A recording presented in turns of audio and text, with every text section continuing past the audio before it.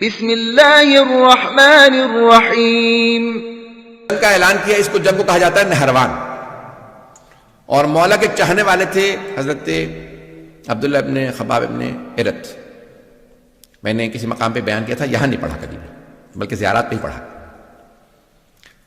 وہ ان کی اہلیہ جو ہیں وہ حاملہ تھیں, اور وہ ان کو لے کے آ رہے تھے کوفے وضع حمل کے لیے. راستے میں خوارج نے روک لیا. لمبی لمبی داڑیاں, سجدوں کے نشان, قاری قرآن, سب تلاوت کر رہے تھے. اتنے مقدس ظاہری طور پہ کہ ان میں سے ایک آدمی نے کھجور زمین سے اٹھا لیا, کہ گرا ہوا کھجور ہے, منہ میں رکھا. دوسرے نے کہا تمہیں پتا ہے یہ باغ کس کا ہے؟ کہا نہیں. کہا تم نے بغیر اجازت کے تم نے کھجور کھا لیا. اس نے واپس نکال کے وہیں زمین پہ رکھ دیا. کہا پروردگارہ مجھے معاف کر دے, میں نے کھجور بغیر مالک کے پوچھے کھا لیا تھا, مجھے معاف کر دے. اس کا مطلب ہے کبھی بھی لوگوں کے لمبے سجدوں سے, لمبی داڑیوں سے, ظاہری تقدس سے دھوکہ نہ کھانا. اگر اہل بیت کو نہیں مانتے تو جتنا مرضی اپنے آپ کو مقدس دکھاتا رہے, وہ پھر بھی فاسق ہے. پتہ نہیں بات پہنچ رہی نہیں پہنچ رہی. اب کیا کیا اس نے کھجور واپس رکھ دیا. اس نے کہا یہ کھجور میں نے بغیر, پروردگارہ مجھے معاف کر دے, یہ کھجور میں نے اٹھا لیا تھا. اتنے میں حضرت عبداللہ ابن خباب ابن ارت آ رہے ہیں اپنی زوجہ کے ساتھ. اپنی زوجہ کو انہوں نے سوار کرا رکھا ہے خچر کے اوپر, اور لے کے جا رہے ہیں کوفے. انہوں نے روکا, کہا بھی بتاؤ تم علی کے چاہنے والے ہو, علی کے ساتھ ہو یا ہمارے ساتھ؟ اور اس نے کہا کہ نہیں, میں علی کے ساتھ نہیں. حضرت وہ شان چاہنے والے تھے. اب وہ بہرحال اب بیچاری ان کی زوجہ بھی اور وہ بھی دونوں شیعہ عجیب و غریب کیفیت. تو کہا کہ بھئی میں کوفے جا رہا ہوں, مجھے کیا مطلب ہے آپ کی کوئی سیاسی کو معاملہ ہوگا. کہا نہیں, آپ تم بتاؤ کہ تم علی کے چاہنے والے ہو یا نہیں. انہوں نے کہا نہیں میں علی کے چاہنے والا نہیں ہوں. تقیہ میں انہوں نے کہا میں تقیہ میں چاہنے والا نہیں ہوں. انہوں نے کہا اچھا اگر تم علی کو نہیں چاہتے تو پھر معاذ اللہ استغفر اللہ کہتے علی پہ لعنت کرو. اس نے کہا مانتا نہیں ہوں لیکن لعنت نہیں کروں گا. میں لعنت نہیں کروں گا. کہا کیوں؟ اگر نہیں مانتے تو پھر لعنت. کہا نہیں, وہ داماد پیغمبر تو ہے. اب وہ بہرحال سمجھ گئے. انہوں نے کہا نہیں یہ شیعہ یہ چھپا رہا. انہوں نے کہا کہ نہیں تم لعنت کر. نہیں, بیوی سے کہو نہیں.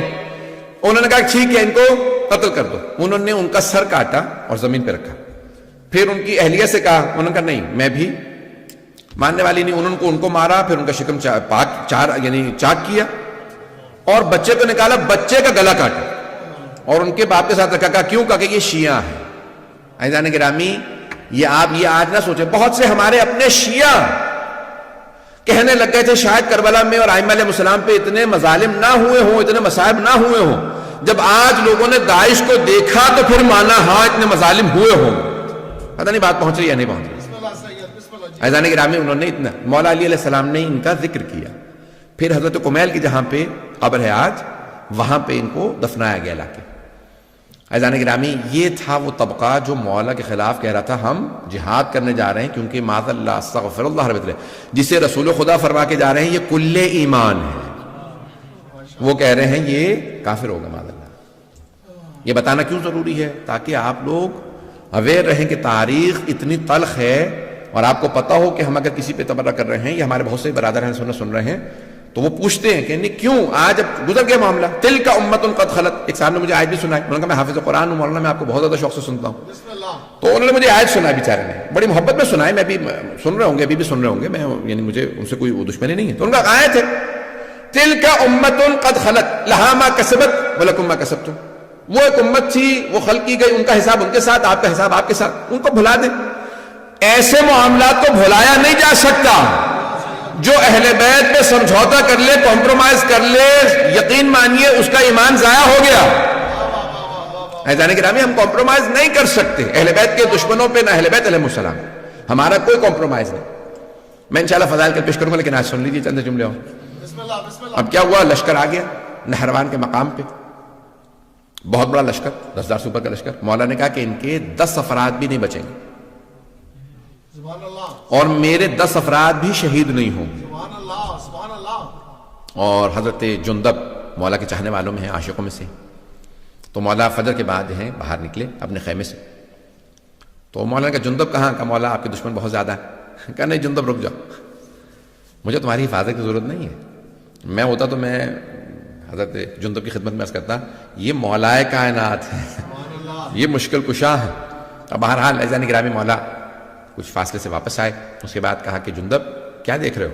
کہا مولا زمین پہ دیکھ رہا ہوں چونٹیوں کی اتنی تعداد ہے کہ کون ان کی تعداد کو جانتا ہوگا، یہ سوچ رہا تھا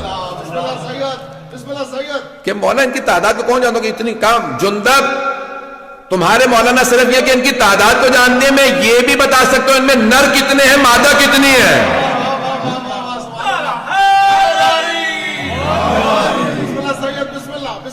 معذرت کے ساتھ کئی مرتبہ چیزیں ہو جاتی تو انسان کا موڈ ویسا بنتا ہے، پھر حساب سے انسان پیش کرتا ہے مطالب کو. تو آج میں نے تلخ انداز سے پیش کیا، انشاءاللہ کل میں فضائل کے انداز سے پیش کر دوں گا.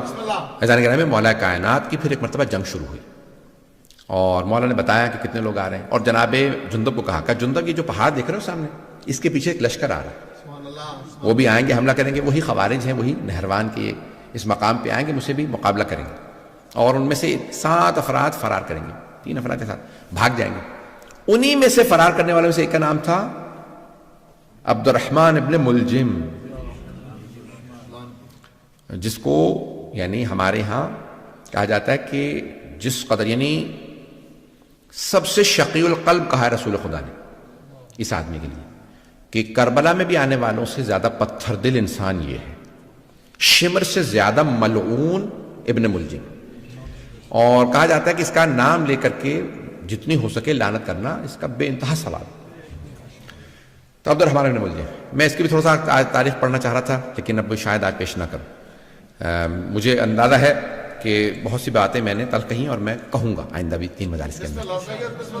عزیزان گرامی مولا نے پھر جنگ کی، اور مولا جو ہیں وہ عام طور سے زمین پہ کھڑے ہو کے جنگ کرتے تھے، جو آئے مقابلہ کرے، جو مارا جائے، جو بھاگ جائے. واحد جنگ ہے جہاں پہ مولا نے فرمایا، کہا اس میدان سے کسی کو بھاگنے نہ دینا. یہ صفین کے لیے اور نہروان کے لیے لوگوں نے کہا کہ مولا نے صرف ان کے لیے کہا اس میدان سے جو بھاگے اسے بھاگنے نہ دینا، اس سے پیچھے اس کے مقابلہ کرنے کے لیے جانا اور اس کو وہاں مار دینا. کہا مولا کیوں؟ جمل میں آپ نے کہا جو بھاگتا ہے بھاگ جائے، لیکن یہاں پہ آپ فرما رہے ہیں کہ جو بھاگتا ہے اسے بھاگنے بھی نہ دو. کہا جمل میں لوگ ماں کا نام سن کے دھوکہ کھا کے آ گئے تھے، پتہ نہیں لوگ ہیں یا نہیں، سوچ رہے تھے شاید ماں صحیح ہو اس لیے دھوکہ کھا کے آئے تھے، انہیں نہیں پتا علی حق ہے، پتہ نہیں مجمع ہے یا نہیں. کہ اس لیے میں نے وہاں پہ کہا تھا جو بھاگے بھاگنے دو، دھوکہ کھا کے آئے. وہاں مسلمان تھے، دھوکہ کھا کے آ گئے تھے، یہاں یہ منافق ہیں، کافر ہیں، اسلام کا لبادہ ہو رکھا. کہ کوئی بھاگے اسے بھاگنے نہ دینا.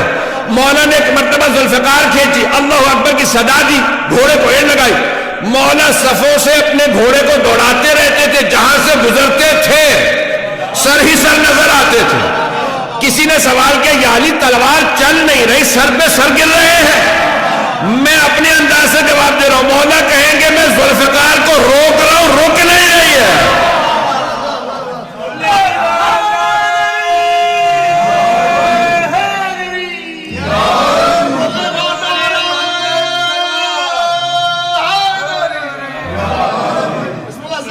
فضائل انشاءاللہ کل. عزیزان گرامی آج مطالب جو پیش کرنا تھا میں نے کر دی، بس ایک سن لیجئے. مولا نے وہاں پہ مقابلہ کیا اور بھاگنے میں صرف چند افراد ہی کامیاب ہوئے، باقی سب کو مار دیا. مولا نے کہا کیوں؟ یہ ایسا فتنہ ہے، یہ جہاں جائیں گے کفر پھیلائیں گے. اگر وہ چند افراد بھی جو بچے تھے آج اگر آپ کو داعش نظر آ رہے ہیں تو سمجھ لیں انہی کی تبلیغ کا اثر ہے. بات پہنچ گئی ہے عزیزان گرامی، بکلیئر ہوئی ہے.